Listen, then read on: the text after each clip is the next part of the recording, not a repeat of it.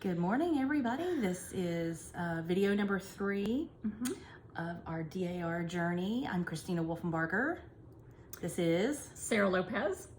We are from the Pigeon Forge Public Library, and what can I say? It is a journey. It is a marathon, not a sprint. So we've had some good information this week. Mostly her more than me. We all know that I have now switched ancestors because the connection I thought I had, I did not have. I didn't think there were that many people with that name. Apparently they are. But anyway, so we have both switched ancestors, and I'm sort of back to square one.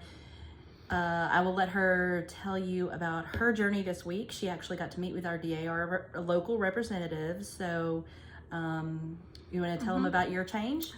I will. So originally, I thought I was pretty much, I had everything that I needed and had all the paperwork to follow my paternal side. Because somebody in your family had already done a lot of research already. Right. And you thought you were pretty far down the road. I thought I had it, just, that I was in, right?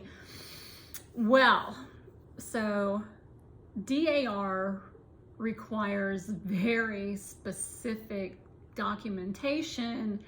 It cannot just be a picture of a gravestone. Can't just be on the internet. No. Not everything on the internet is the truth. I know. Abraham Lincoln said so. Yeah, I heard that.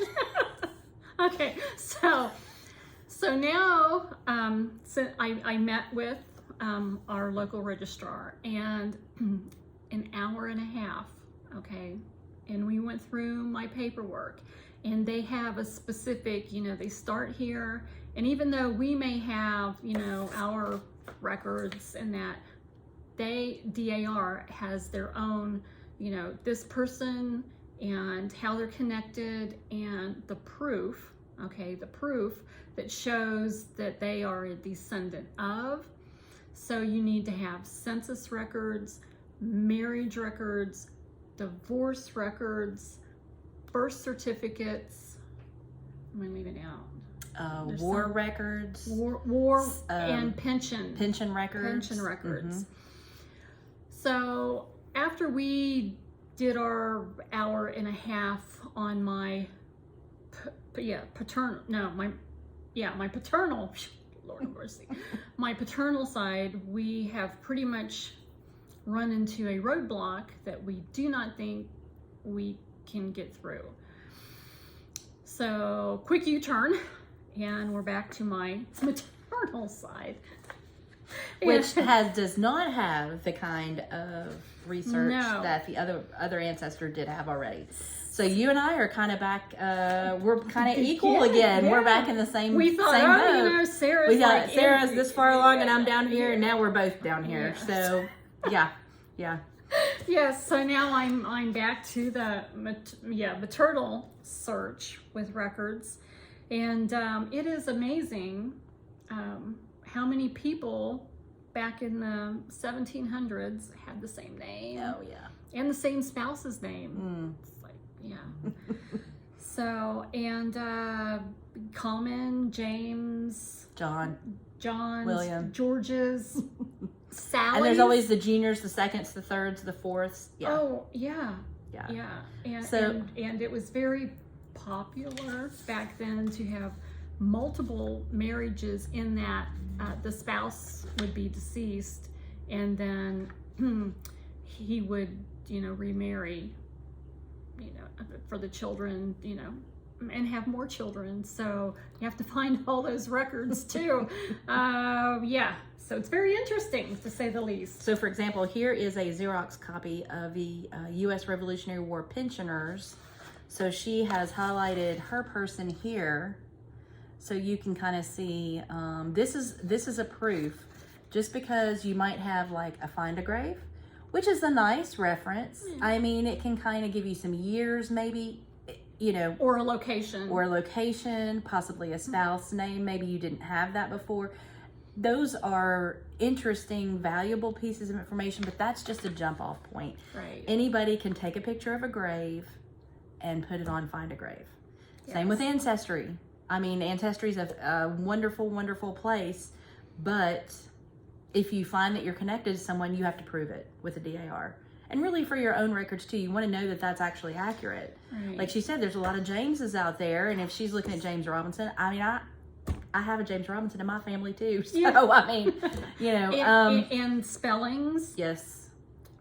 Unbelievable. I have found actually that my revolutionary person that I'm working on now has a totally different spelling, and we had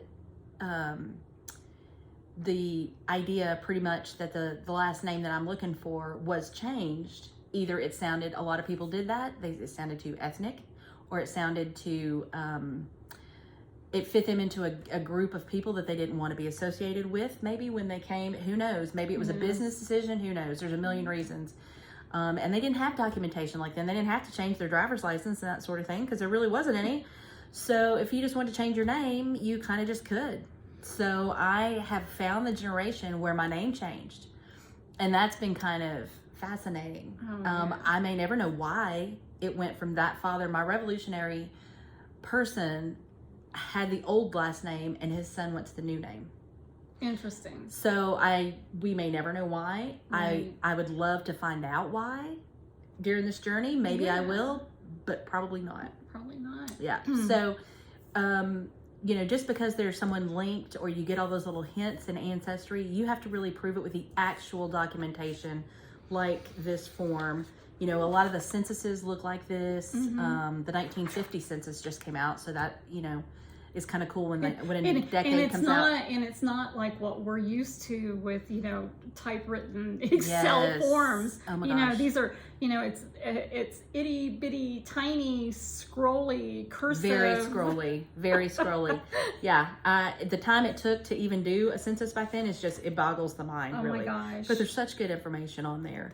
Head of households, you know, how much land they owned, what their occupations were, the children's ages.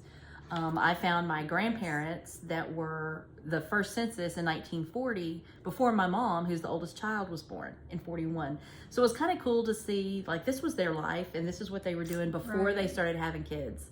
And then the 50 census, everybody had come along in that decade. So it was just kind of cool to see those census records. But those are the kind of things the DAR wants. And speaking of records, so I found out that also applies to me.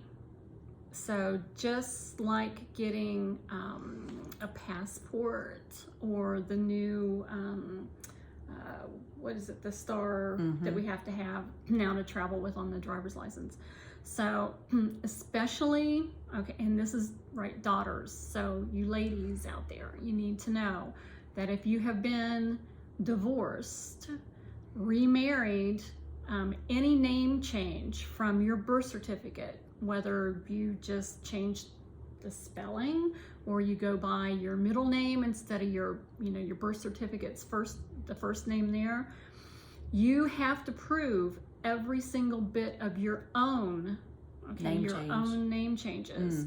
So you have to have every marriage, every divorce, and again, any change, if you've changed the spelling of your name or you go by a nickname now, or you went back to your maiden name, or exactly, or so you've got to change. You have to show it all. It's not only for, you know, the descendants down the line, it's for you too. So keep that in mind. You've got to have all of that. And if you're currently married, you have to have that information and your husband's birth certificate. So by that information, you mean your marriage document, if you're still currently and his birth certificate. And his birth certificate. If you're currently married, you have to have documentation on him as well. Although even if he is not, you know, part of the link, because I'm the connector. I'm the connector, but I have to show him as my spouse, and I have to prove, because I took his last name. So we have to have that. So that's a particular issue women get to deal with. Yes. Because there is the sons of the American Revolution, but as daughters of the American Revolution, you have to track all that. Show it all. Yeah. Well, our library, all the skeletons. There's no hiding. Even that little short one, that little short marriage counts. Okay. One, yeah. So our library director also got inspired with the DAR stuff. So she is also going to begin her journey. And so Sarah went ahead and set up a meeting this Wednesday for myself and Marcia, our director, to meet with our local representative as well. So she's going to come back on Wednesday and kind of help us out and get us going in the right direction. And so we will probably update you next week on how all that's going. Right. We are gonna go in and we'll put some notes in with the video of a couple of things that you should need, and we can make a list of those now that I'm aware. We're aware of a few more things that you're gonna need to have to be prepared for this. So but it's exciting, and we're looking forward to it, and we're having a great time doing it. And so we will see you guys on our next video. Absolutely, with more information. Yep.